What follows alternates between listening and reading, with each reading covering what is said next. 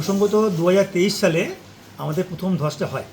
Mid day মিলের রান্না যেখানে ছেলেরা খায় সেই সেখানে ধসটা নেমেছিল এবং তখন প্রায় 150 ফুটের মতো ছিল এবং জলও ছিল অনেক।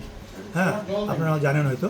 এবং এই নিয়ে তখন ইসিএল এসে বলেছিল যে ফেন্স প্যাকিং করলো, প্রায় 150 ট্রাক্টর ছাই এসব দিয়ে প্যাকিং হয়েছিল, ফেন্সিং করে দিয়েছিল।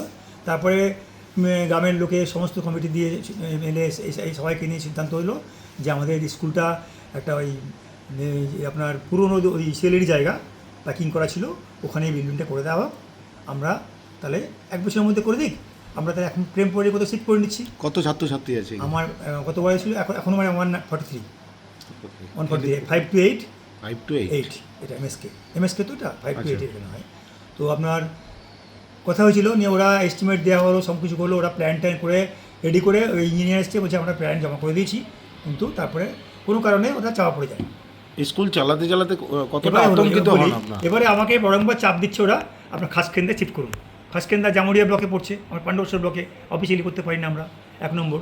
2 নম্বর, আমার এখানে ছেলেরা লোকাল গরিব ছেলে মেয়ে, তারা মেন রোড ক্রস করে যেতে ভয় পাচ্ছে, তাদের পয়সা দিয়ে খরচা করে যাওয়ার ক্ষমতা নেই।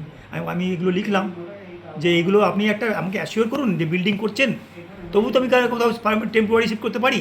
আপনি আমাকে অ্যাসিওর দিচ্ছেন না যে আমি বিল্ডিং করে দেবো, তাহলে আমরা কী করে এত অ্যাসেট নিয়ে যাবো?